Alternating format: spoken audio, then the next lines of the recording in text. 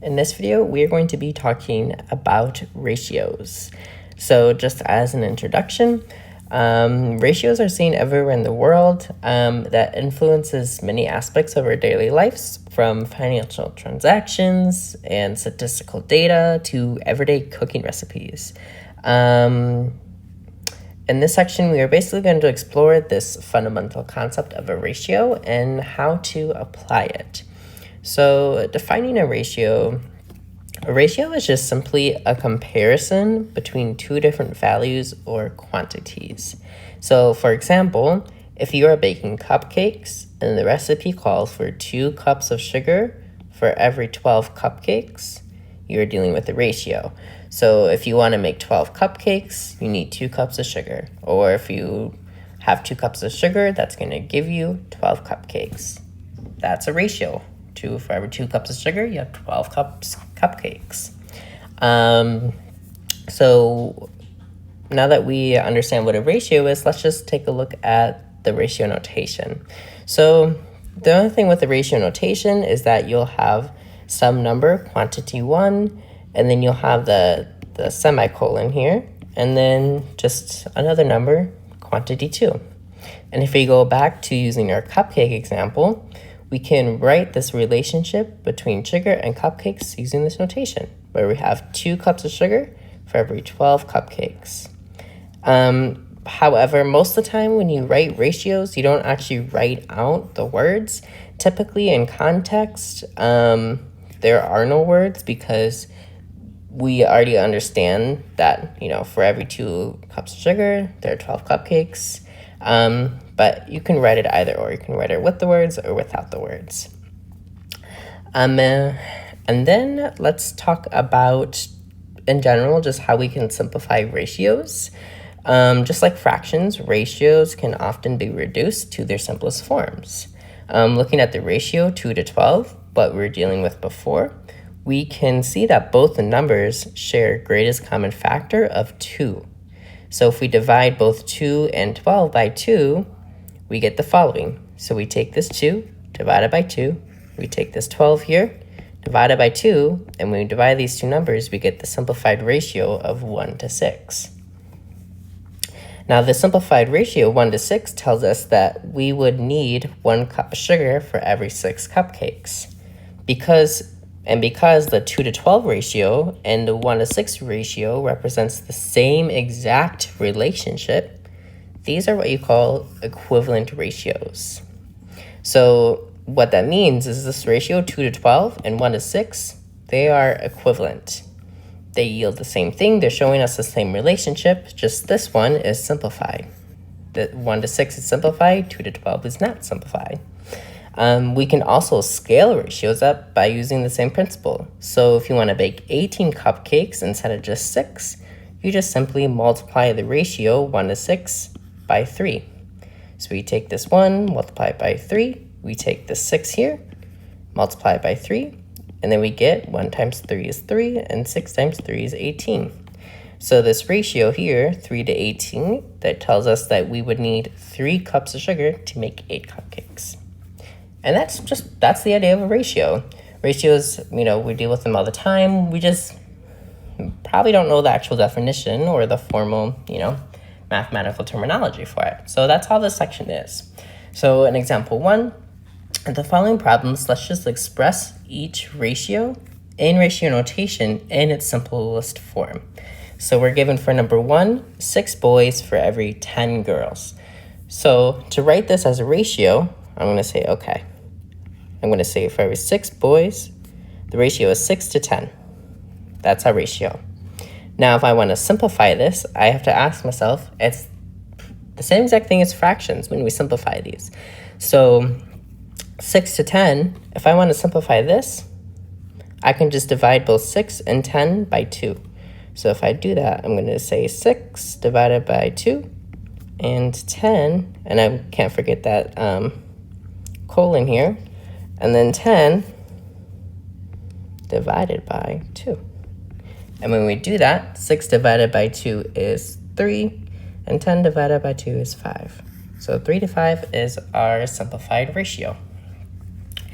Now for number 2, I encourage you to pause the video and try this one on your own. Now let's go through this together. So we have 15 coffees for every 20 beverages sold. So if I express this in ratio notation, we just write 15 to 20. And now if I want to simplify this, I can recognize that both 15 and 20, they're both divisible by 5. So I can take 15 divided by 5, write that colon here, and I'm going to take 20 and then divide that by 5. So when I do that, 15 divided by 5 is 3, and then 20 divided by 5 is 4. So 3 to 4 is our simplified ratio. Now for example 2, what we're going to do is instead of simplifying the ratios, we're going to be determining if these pairs of ratios are equivalent. Now recall, the idea of an equivalent ratio means that the ratio either has to be simplified, both the numbers have to be simplified by the same exact value, or they can be scaled up by the same exact value. So taking a look at example 1, we have the ratio 3 to 1 and 6 to 2. So looking at these first values here, this 3 and the 6, for both these ratios, the first ones, well, the values on the left on both the ratios, we have a 3 and a 6. So I noticed that to get 3 to go to 6, I can multiply that by 2, because 3 times 2 is 6. So I'm going to go ahead and write that here. If I want to get 3 to 6, I multiply by 2. Now let's see if that same thing holds true for the values on the right of both ratios. To get 1 to 2, well, I also multiply that by 2, because 1 times 2 is 2. So since both these ratios are being multiplied by, or since the ratio 3 to 1 is the same thing, because we're multiplying it by the same exact number, that means that these ratios are equivalent.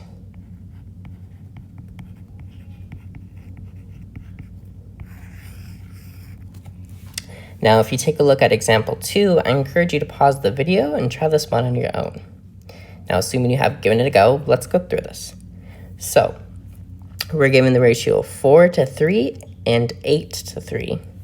We're looking at the values to the left of both the ratios. We have a 4 and an 8. Well, to get 4 to 8, I would multiply that by 2. Now, looking at both the values on the right of the ratios, we have a 3 and a 3. Well, in order for these ratios to be equivalent, that must mean because this 4, to get this 4 to 8, we have to multiply it by 2.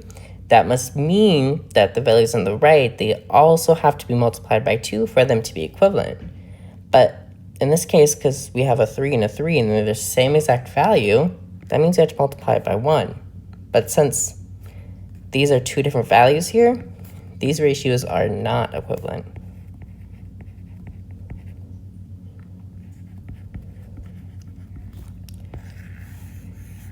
Now I encourage you to pause the video and try example number 3 on your own. Assuming you have given it a go, let's go through it. So looking at the values on the left, we have 28 and 7. So 28, let's see, if I divide 28 by 4, I get 7. And now let's look at the values of the right. We have a 40 and a 10.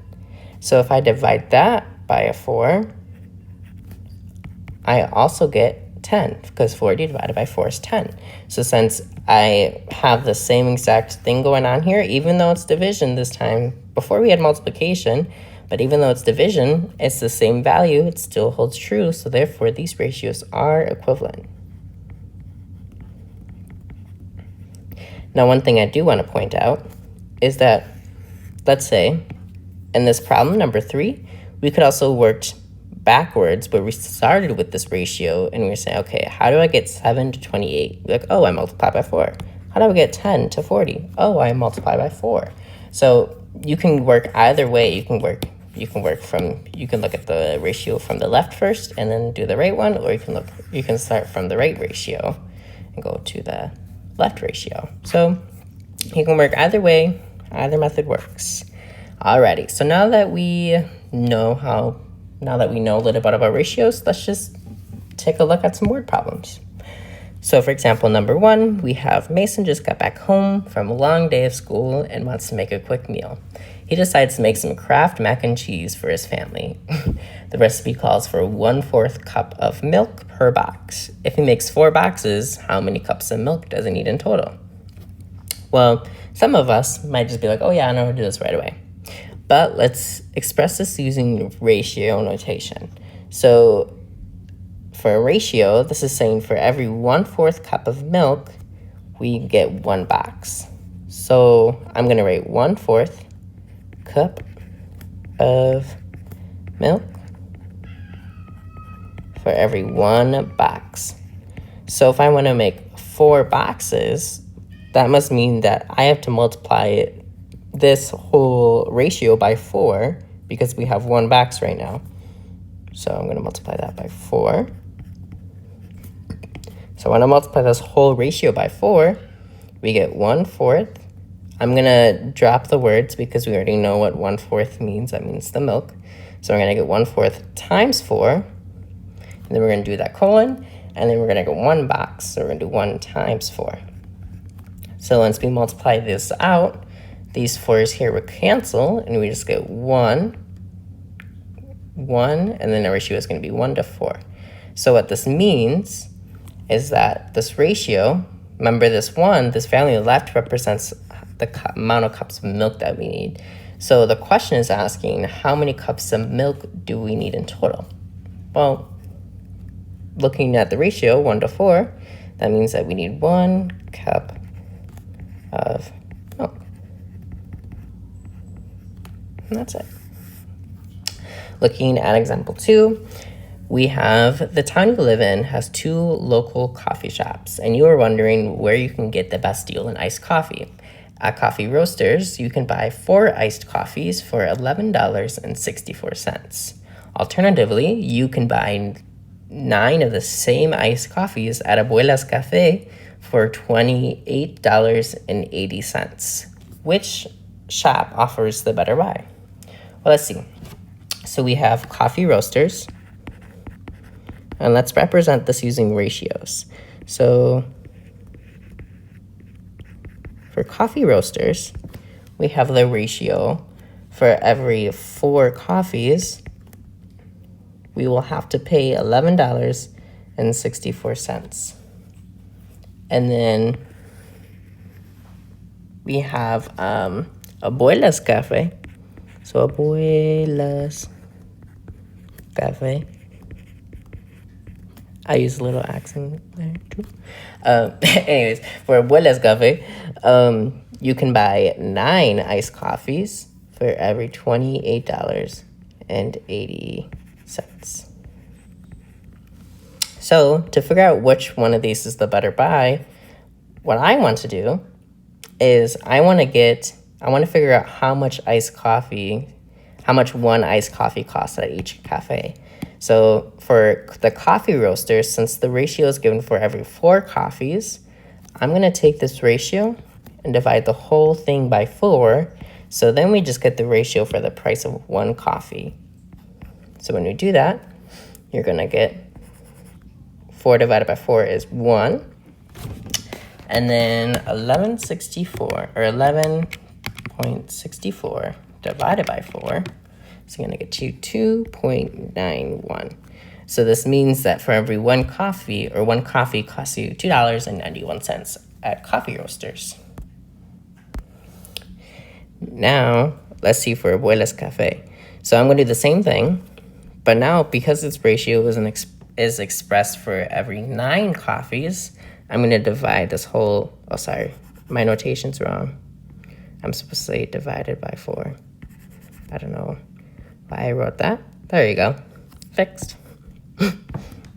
So now I'm going to divide this whole ratio by 9. So when I do that, I get 1, and then 28.8 divided by 9 gets you 3.2. So these simplified ratios here are telling us, okay, this is the price for 1 coffee at each of the cafes. So looking at this, it looks like Coffee Roasters is the better buy because for 1 coffee, it only costs $2.91. So coffee roasters it is.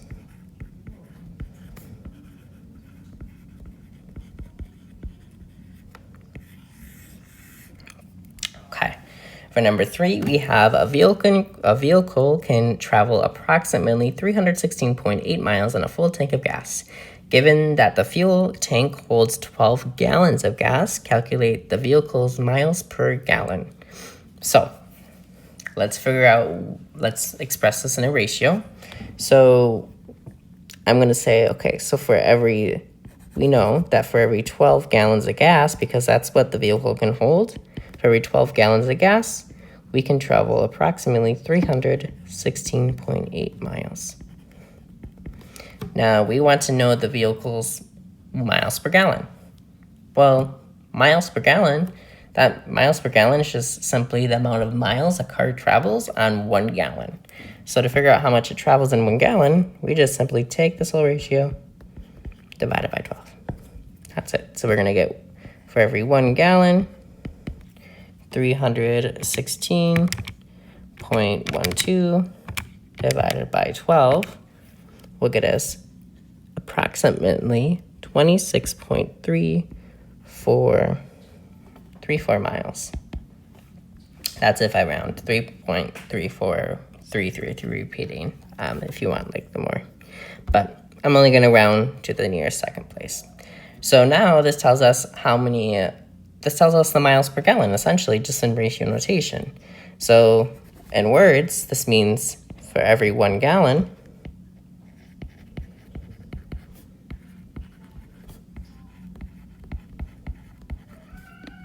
the car travels 26.34 miles.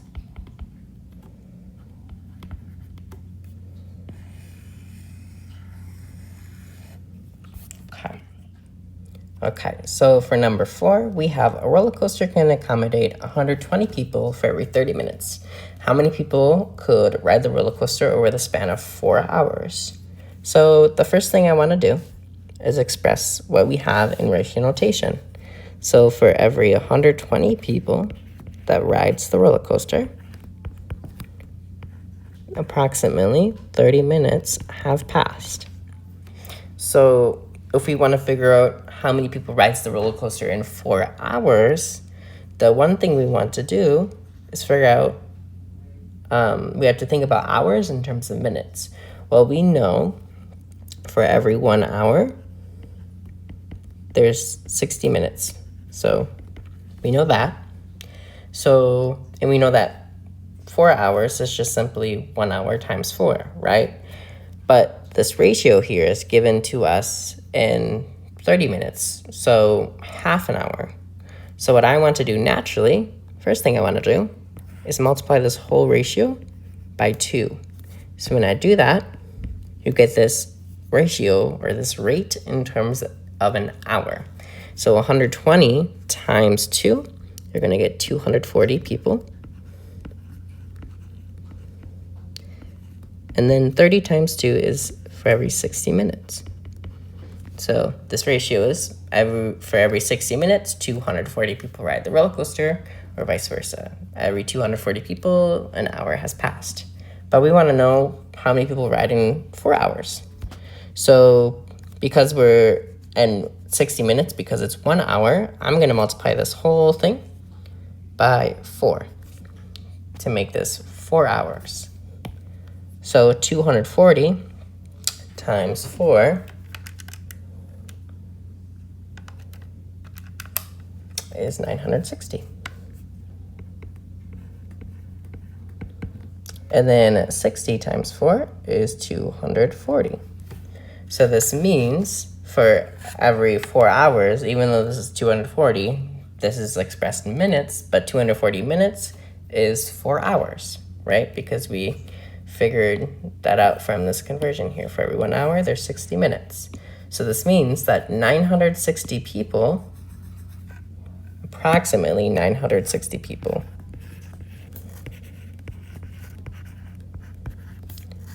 ride the roller coaster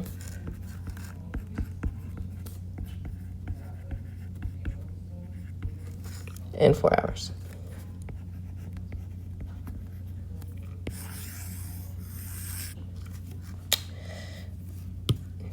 Now looking at example number 5, I encourage you to pause the video and try it on your own if you haven't yet. Now let's work through it together. So we have the Apple Corporation can manufacture 363 iPhones in 3 hours. How many iPhones can they make in 24 hours? And what is their production rate per hour? So looking at the first question, how many iPhones can they make in 24 hours? Well, because this ratio we're given is for every 3 hours, what I want to do is find out how many groups of 3 hours we have in a 24-hour period. So what I would do is take the 24 hours, what we have in a day, and divide that by the 3 hours, the ratio that we're given. Because what's going to happen here is this tells us how many groups or how many times we have a 3-hour period in 24 hours. So 24 divided by 3, that's going to get you 8. So what this means is that if we multiply this ratio here that we're given for every 3 hours, if we multiply it by 8, that means we get 24 hours because 3 times 8 is 24, right? So we're going to take this whole ratio, 363 iPhones for every 3 hours, and we're going to multiply it by 8.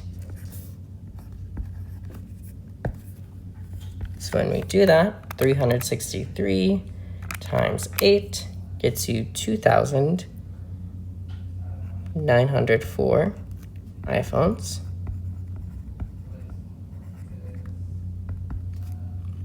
for every 24 hours. Now, these numbers I just made up. This is not accurate. I don't know how much the Apple Corporation makes in 3 hours, but, you know, just so we get the idea of ratios. So this means the amount of iPhones that they get in 24 hours. Now let's also answer the second question here. What is the production rate per hour? So to find out the production rate per hour, what I would do is just take this original ratio and divide it by 3. So you can express it in terms of 1 hour. So 363 iPhones for every 3 hours.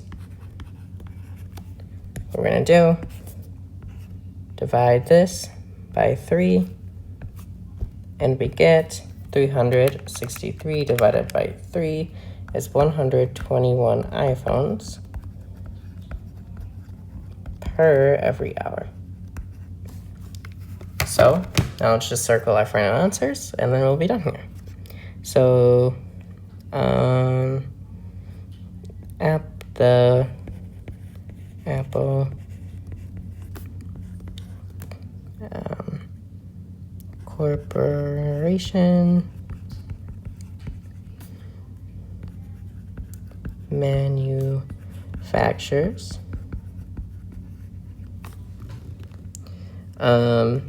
121 iPhones per hour. That's the production rate per hour.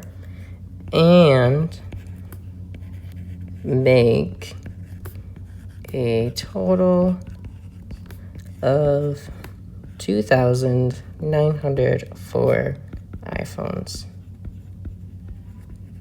in 24 hours.